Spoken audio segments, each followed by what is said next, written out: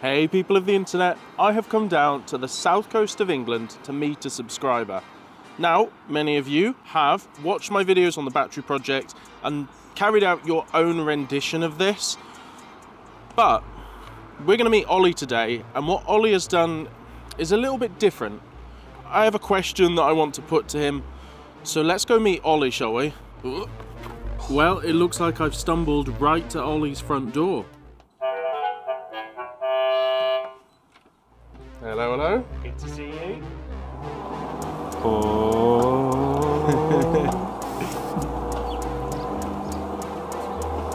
Hello, hello. Ta-da! This is your garage, and I have never seen so many inverters on a wall. It's Inverters paradise. Now, this clearly isn't a normal setup, even for an electrician. Ollie's done something different here. I decided to sit down with Ollie for a chat and find out what he's all about. Hi everyone, my name's Ollie. We live in West Sussex. I'm an electrical contractor with my own business, and we've chosen to do something very different. We've got options to install pretty much any brand on the market to have and run and power our home, but decided to do something very different and out of the box. And I'll show you a little bit later what we've been up to. And with a little bit of your help, and a little bit of tinkering and a little bit of looking around on the internet for various bits and pieces, we've come up with something that we're very proud of.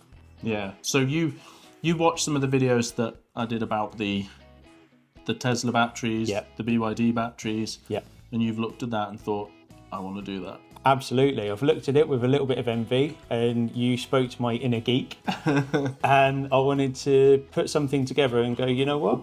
I want to have a big battery in my home to run and power my home, to utilise cheap energy, free energy from the solar panels, and to also be able to trade, because I want to support the grid inadvertently, but also by supporting the grid also make a little bit of money. So, what has Ollie installed, and what the heck is going on with all of those inverters on those walls? So, this Fox inverter here, it's the KH10, the same as I've installed at my parents', but this, just like my parents', is connected to an EV battery. We have here the start box, which I've previously mentioned on videos before, and we have some solar inputs, which also go into this. So here's a finished view of what it looks like inside the start unit. So we've got AC here, which goes via the breaker into the 12-volt power supply, which runs the start. Up here we've got the comms from the battery, and we've also then got the comms to the inverter. And then this side, which I really like, is a nice separate compartment. We've got a DC isolator switch, and then I've brought in my DC, which comes from the battery, which is in the 10mm EV Ultra cable, and then it goes into these blocks. So I've omitted taking the fuses out because we don't need them, because we're already fused back at the battery. And then these are the pre-made Fox leads, which then go up into the Fox.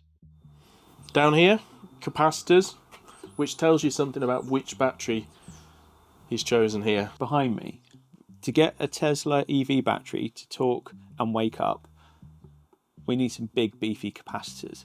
In here we've got two capacitors in series to give us a nice high voltage and the right capacitance so the battery thinks it's talking to a motor in an EV car. I've deliberately done this to be a little bit of a Back to the Future vibe. Should we put LEDs in here or not? So the exact specification of the battery we've got is a 2020 Tesla Model 3 long range all-wheel drive, and it's an NMC chemistry. Yep. It's around, I think from memory, I can't find the exact specs on this, but it's around 80 kilowatt hours.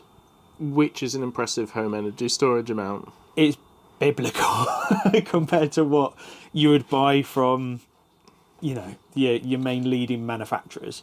Sorry. Down here, you can't see it, but down here are two little Fox batteries, exactly what were designed to work with this setup, and they are just tiny compared to what's over there. Exactly.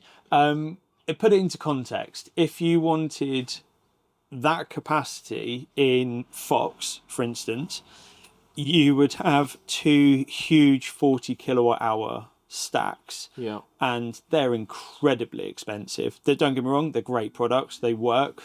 they look presentable, but to get that level into that, you're probably looking at 15-20 grand plus worth of storage. Yep. I paid nowhere near that. That's the weird thing. So by helping the grid, you also help yourself, don't you? Exactly that. So we, obviously, being an Optimus Energy customer, we've got access to EV tariffs where we can buy energy super cheap, and also being able to put things into place, which I'll talk about a little bit later, by having some certain smart controls in place to utilise things like saving sessions, free sessions, and also being able to be open to Axel Energy and their sessions that are available to then really utilise the energy that we've got, trade it, make a little bit of money, but also then to pay back our investment in what we've done. So people, Ollie has got his battery down the side of his garage, up against the wall, using Unistrut, a bit like what I did. But his battery, his single battery here, is obviously much bigger than the 60 kilowatt hour batteries that I installed. Now ignore that there's a few covers that are off at the minute. This is still a work in progress. I really like how he's used the EV Ultra cable, sent it up and over his garage and around to the inverter, which is on that wall over there.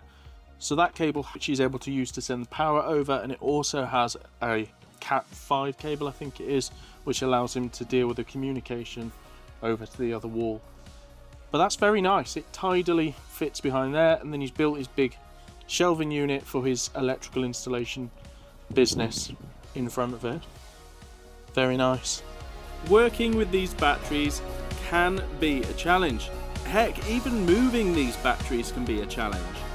Ollie handled this in his own way, getting a bunch of his friends and neighbours to help him out. 2, 3. Absolute nutters. Nice. Fingers. How are we? Yeah. Everyone good. okay? I don't think anybody's got any weight, have they? No. Ollie has also dealt with the challenge of getting the contactors to close. Right, silly old me, I forgot. You've also got to turn the start unit on so the battery can actually talk to something. Right, so let's turn that on. Start unit coming on there. Oh, what was that? Well, hey, the beast has come to life. It can seem a little bit like patting your head and rubbing your stomach if you've never done this before. Now Ollie has done this once, I know that he feels a lot more confident, as we'll find out later on in the video. But what I really wanted to find out, Ollie has access to all the different brand batteries, so why would he choose to go for an EV battery? The main thing for me was the size of storage and a price point. Yeah. I have access to all of these products and everything else that's out there on the market, but I deliberately chose a big battery storage system for all of the benefits that come with it, but that had a huge price difference. So an equivalent Fox setup of having 2 large battery storage systems would be a huge price point of 30 to 40,000 plus price point. It's a huge amount of money, and I can't afford that. Whereas I deliberately chose an EV battery because it gives me the size of storage that I want, and it also gives me a nice little green tick saying that battery hasn't gone to landfill or wherever it may be off to be recycled, whatever it may be. It now lives in my garage, and I now have this set up, and why not? So what is Ollie going to do with his newfound EV battery experience and existing solar business? You're considering doing these installs for other people? Absolutely. So we've got the infrastructure, the staff, the capability, everything in place that we can now do this for customers if they want to have it done within their properties or homes or whatever it may be. We've got the contacts to source the batteries. This side of things we know how to set up and install because it's part of our day-to-day business, and then also to add in the Energie Genie factor into it as well. Why not? Like, if customers want to have this equipment, let's get it installed, let's get it set up. Nice. That's really cool. You wouldn't believe how many people ask me if I can help them with installing a system like this themselves.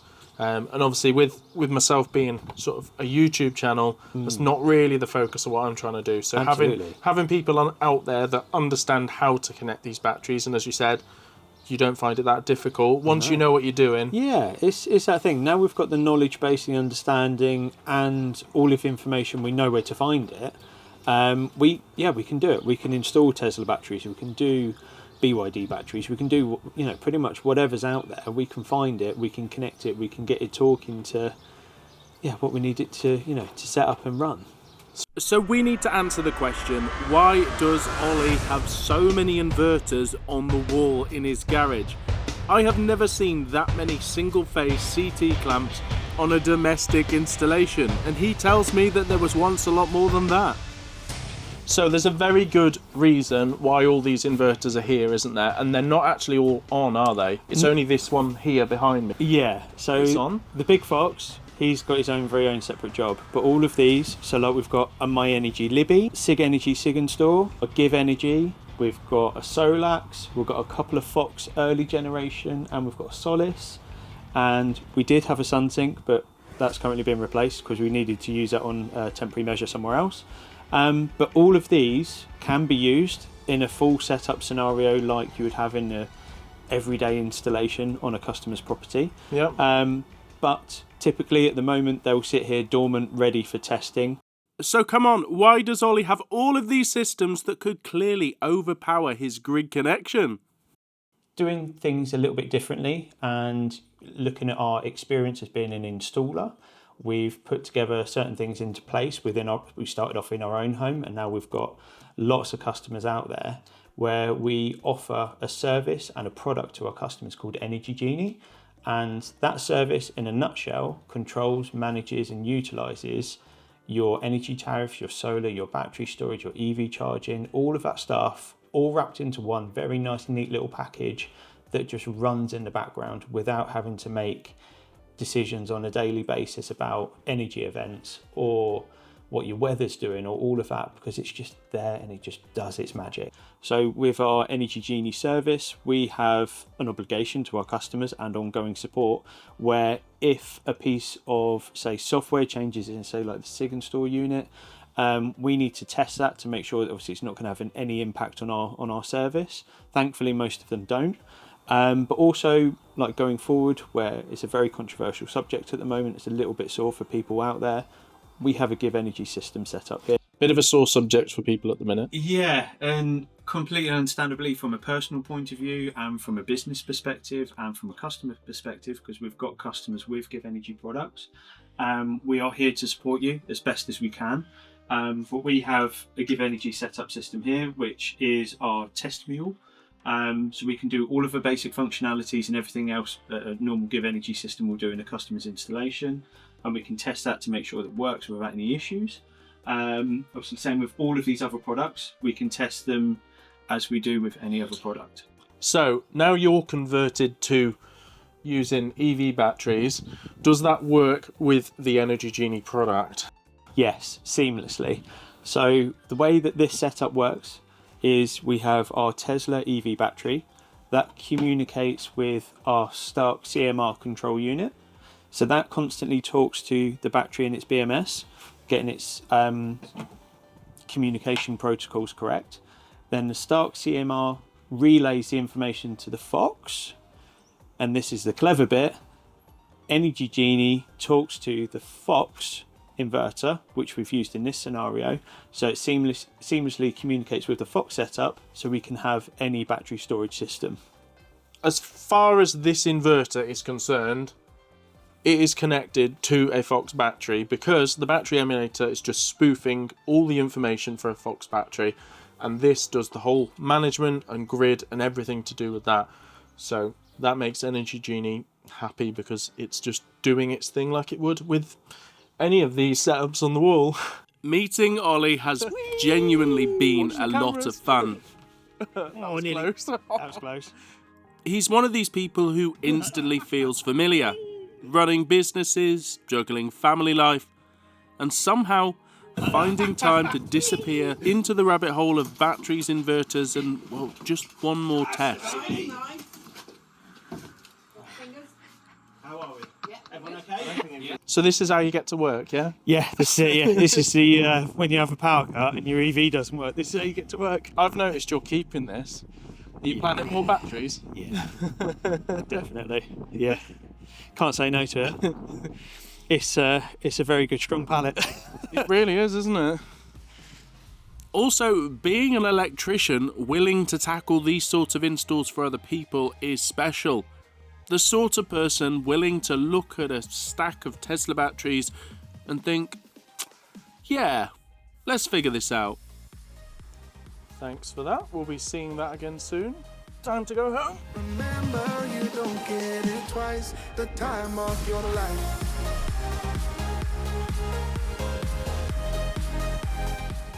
How far do we keep this joke going? Remember, you don't get it twice, the time of your life.